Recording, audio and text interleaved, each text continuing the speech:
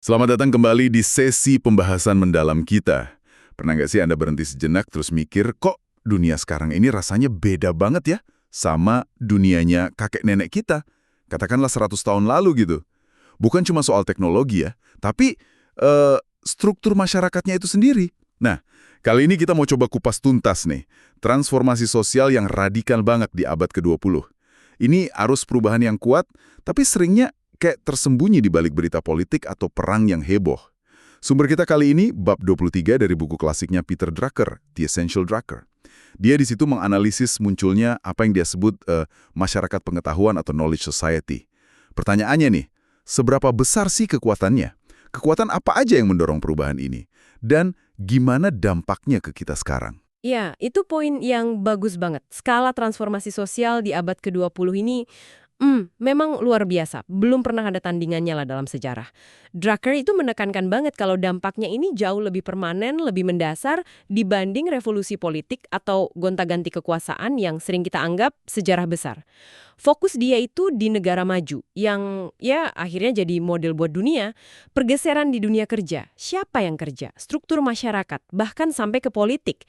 Ini bukan cuma penyesuaian kecil-kecilan, enggak, ini benar-benar pembentukan ulang masyarakat. Total. Oke. Coba kita mulai dari gambaran dunia yang hilang gitu ya. Drucker kan nunjuk ada dua kelompok sosial besar nih sebelum Perang Dunia I, yang sekarang wah hampir lenyaplah di negara maju. Pertama, petani. Sekarang mungkin agak susah ya bayanginnya, tapi dulu mereka itu kelompok paling besar, sering lebih dari separuh populasi loh. Sekarang, di negara kayak AS, Jerman, Inggris, paling banter tinggal 5% dari angkatan kerja. Mungkin Jepang agak beda dikit, tapi trennya sama. Yang ironis, petani makin sedikit, tapi negara-negara ini malah jadi swasembada pangan, bahkan jadi eksportir. Gimana tuh? Ironis sejarah yang menarik banget. Dan kelompok kedua yang nasibnya mirip itu, ya pelayan rumah tangga. Di awal abad ke-20, itu dianggap normal banget, malah jadi penanda status. Sensus Inggris tahun 1910 itu kalau Anda punya kurang dari 3 pelayan, itu dianggap kelas menengah ke bawah. Jumlah mereka besar loh, kelompok pekerja terbesar kedua setelah petani. Tapi habis Perang Dunia II, hilang cepat banget. Yang perlu kita pahami nih, dua kelompok ini, petani dan pelayan, itu ribuan tahun jadi tulang punggung ekonomi dan peradaban. Hilangnya mereka dalam waktu kurang dari seabad itu benar-benar menandai pergeseran yang, seismik lah dalam struktur sosial kita. Oke, setelah petani dan pelayan hilang, ada lagi nih kelompok yang nasibnya kayak naik roller coaster. Pekerja kerah biru. Di pabrik-pabrik itu ya, kaum proletarnya Marx. Mereka ini unik katanya. Kelas sosial pertama dalam sejarah yang bisa benar-benar ngatur diri, terorganisir gitu. Dan kebangkitannya cepet banget. Dari akhir abad 19 sampai pertengahan abad 20, mereka jadi dominan secara sosial, politik. Di negara maju tahun 50-an, mereka kelompok pekerja tunggal terbesar. Walau jarang jadi mayoritas mutlak sih, mereka berhasil dapat pendapatan lumayan, kerjaan aman, punya kekuatan politik lewat serikat buruh, punya martabat juga. Kuncinya itu mobilitas ke atas. Anak petani, anak pelayan, jadi pekerja pabrik, naik kelas gitu. Tapi ya itu tadi, kayak roller coaster. Habis di puncak pertengahan abad 20, turunnya juga paling cepat dalam sejarah. Di Amerika misalnya, proporsi mereka di angkatan kerja anjlok. Dari sekitar 40% tahun 50-an, jadi kurang dari 20% di awal 90-an, balik lagi ke level tahun 1900. Drucker bahkan prediksi bakal turun terus sampai 10-12,5% di 2010. Kekuatan politik serikat buruh mereka juga anjlok. Contoh paling jelas yaitu konflik penambang Inggris lawan Thatcher tahun 80-an. Kalah telak serikatnya. Ini poin penting banget yang diangkat Drucker. Penurunan ini bukan karena pabriknya hilang kan? Produksi barangnya mungkin malah naik. Tapi orang yang kerja di sana yang berkurang drastis. Kok bisa? Apa penyebabnya? Nah, itu dia. Penyebab utamanya tuh lonjakan produktivitas yang gila-gilaan. Ini hasil dari penerapan sistematis apa yang namanya manajemen ilmiah, scientific management. Itu dipelopori Frederick Winslow Taylor dari akhir abad 19. Intinya, kerjaan dipecah-pecah jadi tugas kecil, dianalisis detail, dicari cara paling efisien. Pakai standarisasi, pakai pengukuran waktu. Ditambah lagi otomatisasi, teknologi baru, ya jelas hasilnya bisa lebih banyak dengan orang yang jauh lebih sedikit. Oke, Jadi lebih sedikit orang, hasil lebih banyak. Tapi, kenapa ya transisi keluar dari kerjaan industri ini lebih susah buat pekerjanya dibanding pas mereka masuk dulu? Kan tadi dibilang petani atau pelayan relatif gampang jadi pekerja pabrik. Tapi kok pekerja pabrik yang kena PHK susah pindah ke kerjaan baru? Pertanyaan bagus banget. Krusial ini. Drucker jelasin transisi dari kerja manual, petani, pelayan, ke kerja industri, pabrik, itu ya butuh adaptasi. Tapi seringkali nggak butuh perubahan skill kognitif atau pendidikan formal yang gimana banget. Cukup latihan di tempat kerja biasanya. Nah, sebaliknya, kerjaan yang gantiin kerjaan industri ini, yaitu kerjaan berbasis pengetahuan, itu nuntut, kualifikasi yang beda total. Butuh pendidikan formal lebih tinggi, kemampuan mikir abstrak, analitis, paham teori. Dan yang paling penting, mau dan mampu buat terus belajar seumur hidup. Ini lompatan yang jauh lebih gede dan susah.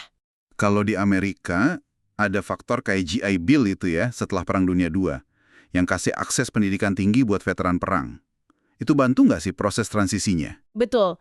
GI Bill itu contoh kebijakan yang mungkin secara nggak sengaja ya, ikut memfasilitasi transisi ke masyarakat pengetahuan di AS.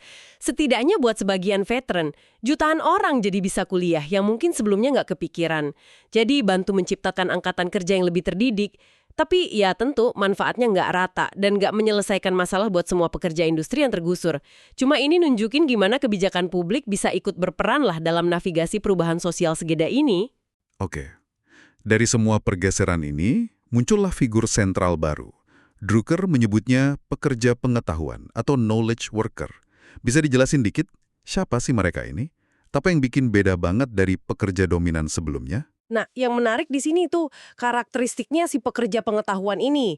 Pertama, akses mereka ke kerjaan, ke status sosial, itu udah bukan lagi soal punya tanah atau modal fisik. Tapi pendidikan formal, ijazah, gelar, sertifikat, itu modal utamanya. Kedua, mereka ini bukan cuma kelompok pekerja baru aja. Menurut Drucker, mereka itu kelas pemimpin baru, leading class di masyarakat pengetahuan yang lagi terbentuk. Mereka lah yang bakal nentuin nilai-nilai, standar, arah masyarakat ke depan. Ini beda banget sama kelas pemimpin sebelumnya dalam sejarah. Beda sama bangsawan, pendeta, atau burjuis pemilik modal.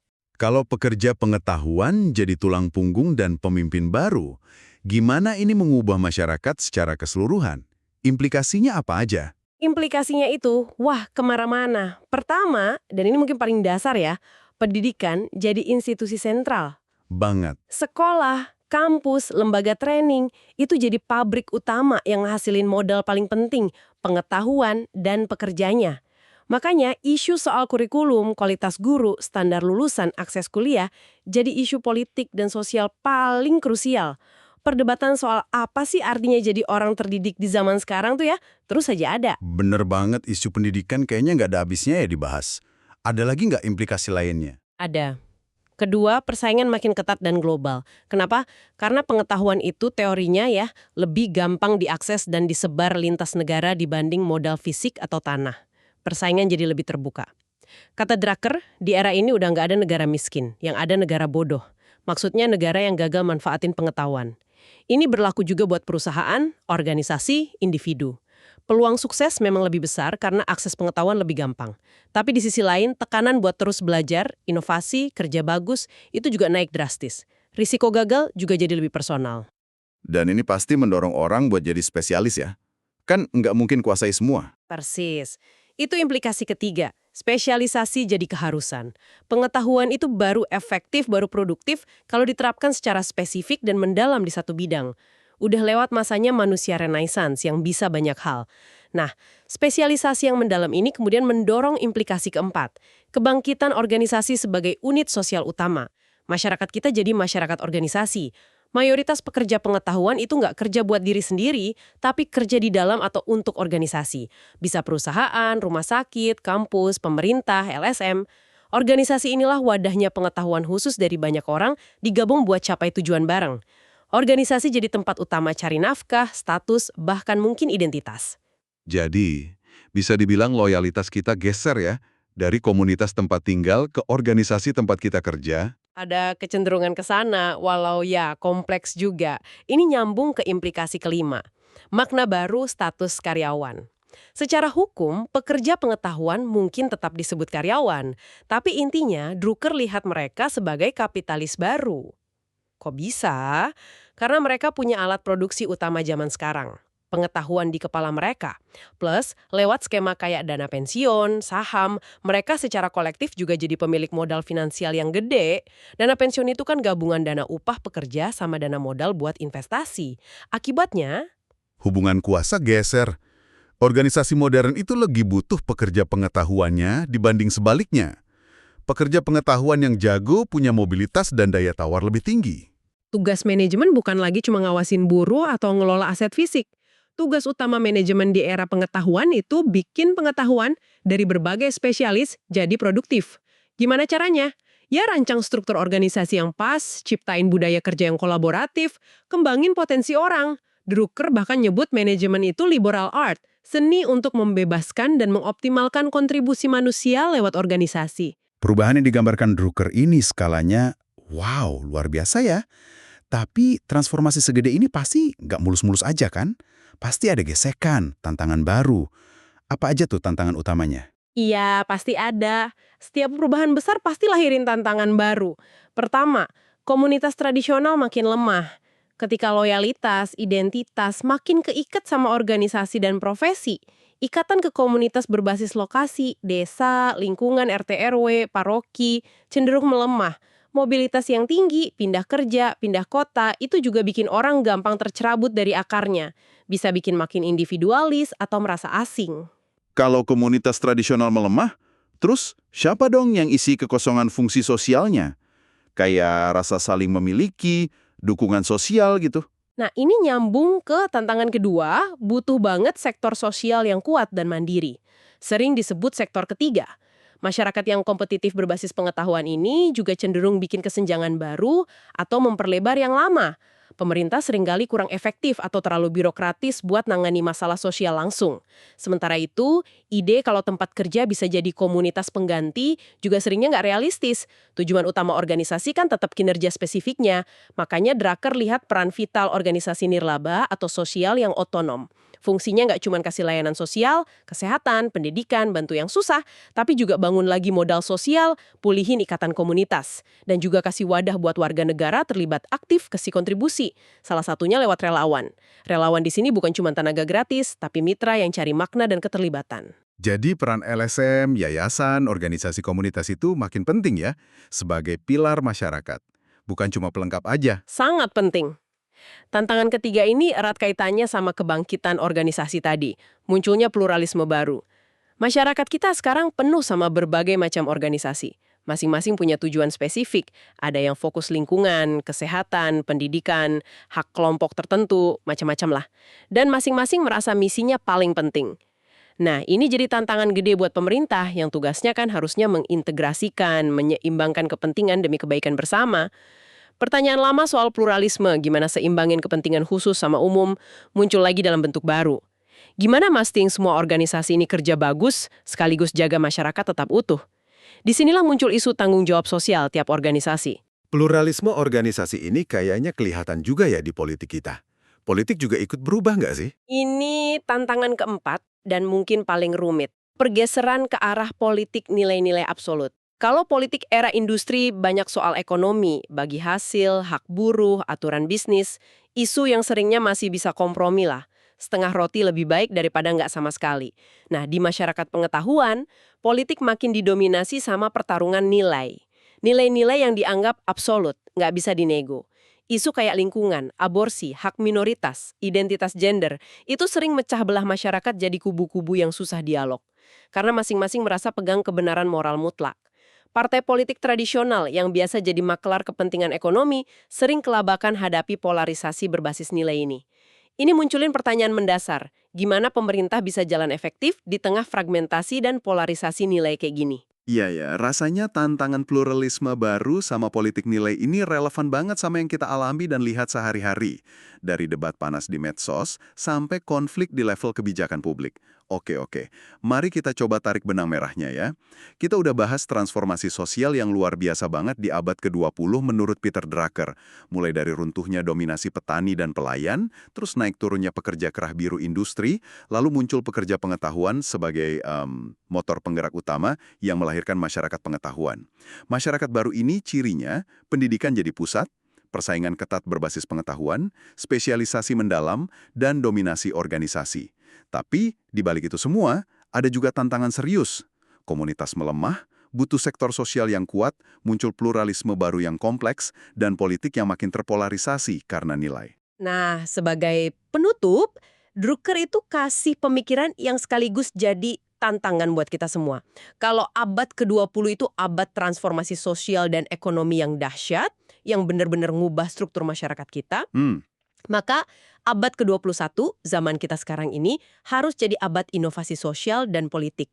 Masalah-masalah yang kita bahas tadi, komunitas rapuh, susahnya integrasi dalam pluralisme, polarisasi nilai, itu PR warisan dari perubahan besar abad lalu. Kita nggak bisa berharap nyelesainnya pakai resep lama, pakai institusi lama yang dirancang buat era industri atau sebelumnya, nggak bisa. Butuh keberanian, butuh kreativitas buat rancang cara-cara baru ngelola masyarakat. Bangun komunitas, jalanin pemerintahan yang cocok sama realitas masyarakat pengetahuan ini. Mungkin ada pertanyaan buat Anda renungkan nanti. Gimana arus perubahan mendalam yang kita bahas ini geser ke kerja pengetahuan, dominasi organisasi, tantangan komunitas, dan nilai, gimana Anda rasakan dampaknya di kerjaan Anda, cara Anda belajar, keterlibatan Anda di komunitas. Dan kalau kita ditantang buat inovasi sosial dan politik, langkah inovatif apa sekecil atau sebesar apapun yang bisa Anda bayangkan, atau mungkin mulai Anda lakukan di lingkungan Anda sendiri buat jawab tantangan-tantangan ini? Wah, refleksi penutup yang kuat banget ya. Terima kasih udah menyimak pembahasan mendalam kita kali ini. Semoga percakapan ini kasih Anda perspektif baru ya tentang dunia yang terus berubah di sekitar kita. Terus bergabung bersama kami untuk mengupas berbagai topik penting lainnya. Sampai jumpa.